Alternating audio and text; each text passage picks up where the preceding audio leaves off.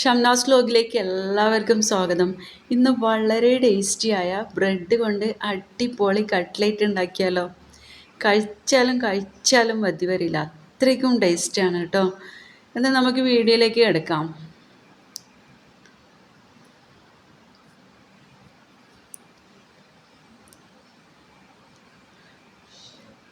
ഇതിനു വേണ്ടി ഞാൻ എടുത്തത് 8 പീസ് ബ്രെഡാണ് എടുത്തത്. പിന്നെ എടുത്തതെന്ന് വെച്ചാൽ ഒരു വലിയ ഉള്ളി ചെറുതായി കട്ട് ചെയ്തെടുത്തതും, ചെറിയ പീസ് ഇഞ്ചി, 5 വെളുത്തുള്ളിയാണ്, 2 പച്ചമുളക്, കുറച്ച് മല്ലിയില, കുറച്ച് കറിവേപ്പില, എല്ലാം ചെറുതായിട്ട് കട്ട് ചെയ്യണേ. പിന്നെ എടുത്തതെന്ന് വെച്ചാൽ 2 ഉരുളക്കിഴങ്ങ് തൊലിയൊക്കെ കളഞ്ഞ് ചെറിയ പീസാക്കി കട്ട് ചെയ്തെടുത്തതാണ്. നമുക്ക് ഉരുളക്കിഴങ്ങ് നല്ലോണം വേവിച്ചെടുക്കാനുള്ളതാണ്.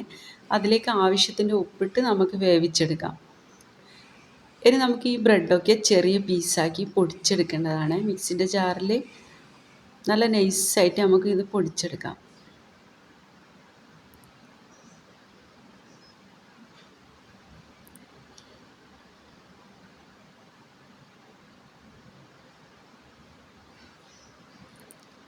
ഇതുപോലെ നമുക്കെല്ലാം പൊടിച്ചെടുക്കാം.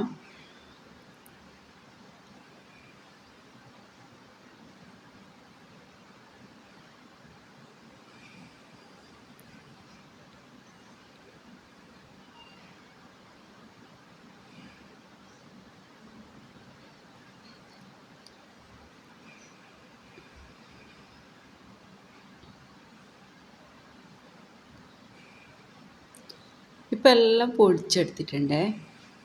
ഇനി നമുക്കൊരു പാൻ വെച്ചിട്ട് നമ്മളെ മസാലയൊക്കെ വഴറ്റിയെടുക്കാം. ഒരു 3 സ്പൂണ് ഓയിൽ നമുക്ക് ഒഴിച്ച് കൊടുക്കാം. അതിന് ശേഷം നമ്മളെ മസാലകളൊക്കെ ഇതിലേക്ക് ഇട്ട് കൊടുക്കാം.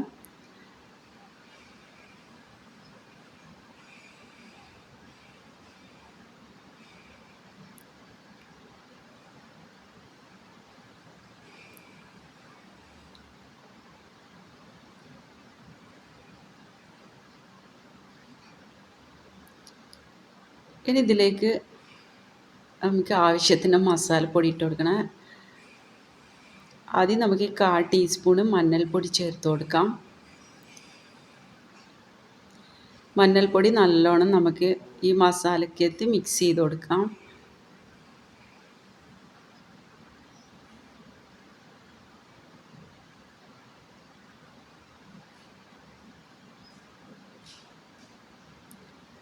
ഇനി ഇതിലേക്ക് ഒരു 1/4 ടീസ്പൂൺ ഗരം മസാല പൗഡറാണ് ചേർത്ത് കൊടുക്കുന്നത്.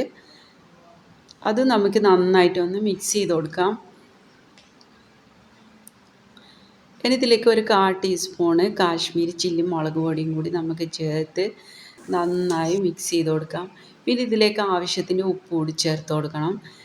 ഇത് നല്ലോണം ഉള്ളിയൊക്കെ വേവുന്ന രൂപത്തിൽ നമുക്ക് വഴറ്റിയെടുക്കണം. പിന്നെ ഇതിലേക്ക് ഞാൻ കുറച്ച് ബ്രെഡ് പൊടി മാറ്റി വയ്ക്കുന്നുണ്ട്. ഇത് നമുക്ക് ലാസ്റ്റ് ആവശ്യം വരും. ഇത് നമുക്ക് മാറ്റി വെക്കാം. ഇതിപ്പോൾ നമ്മുടെ മസാല റെഡി ആയിട്ടുണ്ടെങ്കിൽ നമുക്കൊരു പ്ലേറ്റിലേക്ക് മാറ്റാം.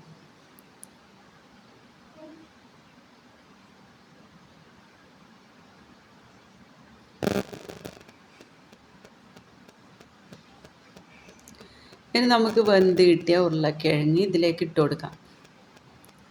ഉരുളക്കിഴങ്ങ് നന്നായിട്ട് വേവിച്ചെടുക്കണം, എന്നാലേ നമുക്ക് ഇതുപോലെ നന്നായിട്ട് ഉടഞ്ഞ് കിട്ടും.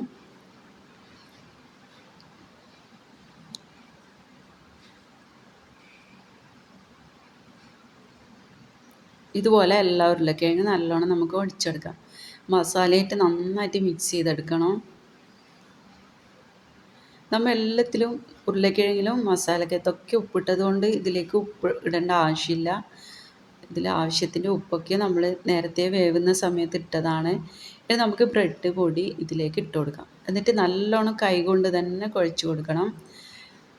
കൈകൊണ്ട് തന്നെ കുഴച്ചാലേ ഇത് നന്നായി മിക്സായി കിട്ടും. ഇനി നമുക്ക് ഒരു ബോൾസാക്കി നമുക്ക് ഇഷ്ടമുള്ള ഷേപ്പിലാക്കി എടുക്കാം കേട്ടോ. ഞാനിത് റൗണ്ട് മോഡലായിട്ടാണ് എടുക്കുന്നത്. നിങ്ങൾക്ക് ഇഷ്ടമുള്ള ഷേപ്പ് പോലെ നിങ്ങൾക്ക് എടുക്കാം.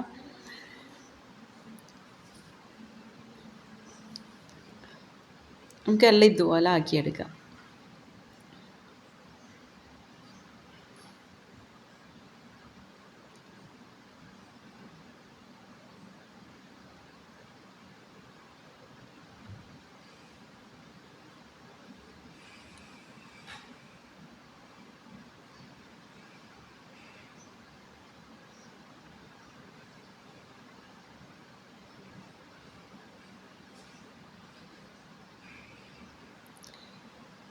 ഇപ്പോൾ എല്ലാം കട്ട്ലറ്റിൻ്റെ രൂപത്തിലാക്കി എടുത്തിട്ടുണ്ട്. ഇനി ഇതിലേക്ക് ആവശ്യമെന്ന് വെച്ചാൽ നമ്മുടെ ആവശ്യത്തിന് മൈദപ്പൊടി എടുക്കാം. പിന്നെ ആവശ്യത്തിനുള്ള ഉപ്പും ഒരു 1/4 ടീസ്പൂണ് കാശ്മീരി ചില്ലി മുളക് പൊടിയും ചേർത്ത് ഈ വീഡിയോയിൽ കാണുന്ന പോലെ നമുക്ക് ഇളക്കിയെടുക്കാം.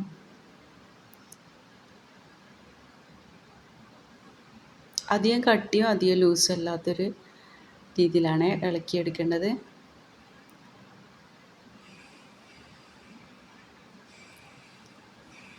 ഇപ്പോൾ ഇതിൽ കണ്ട പോലെ കട്ട പിടിക്കാത്ത രൂപത്തിൽ ഇളക്കിയെടുക്കണം.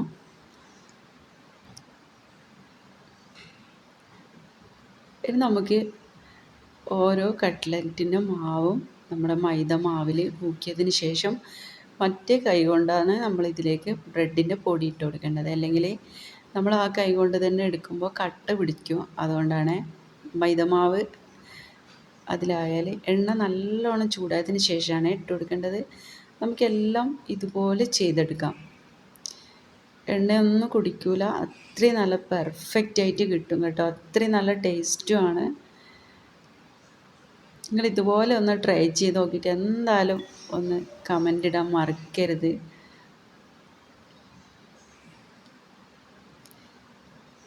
ഇതുപോലെയാണ് ആക്കിയെടുക്കണത്. നമ്മൾ സാധാരണ നമ്മൾ കട്ട്ലേറ്റൊക്കെ വാങ്ങുന്നില്ലേ, അതിൻ്റെ അതേ കളറായി കഴിഞ്ഞാൽ നമുക്കിതെടുക്കാം. ബാക്കിയുള്ളതൊക്കെ നമുക്കിതുപോലെ ചെയ്തെടുക്കാം. ഞാൻ ഒഴിച്ച എണ്ണ അതേപോലെ തന്നെ തിരിച്ചുണ്ടായിട്ടുണ്ട്. ഇതൊക്കെ പൊരിച്ചെടുത്തിട്ടും ഇപ്പോൾ നമ്മുടെ അടിപൊളി ടേസ്റ്റിയായ കട്ട്ലേറ്റ് റെഡിയായി കേട്ടോ. നിങ്ങൾക്ക് എൻ്റെ ചാനൽ ഇഷ്ടമായെങ്കിൽ സബ്സ്ക്രൈബ് ചെയ്യാനും ലൈക്ക് ചെയ്യാനും ഷെയർ ചെയ്യാനും സപ്പോർട്ട് ചെയ്യാനും കമൻ്റ് ഇടാനും മറക്കരുത്. ഇതുപോലെ നല്ല വീഡിയോസായിട്ട് നമുക്ക് വീണ്ടും കാണാം. Okay, bye.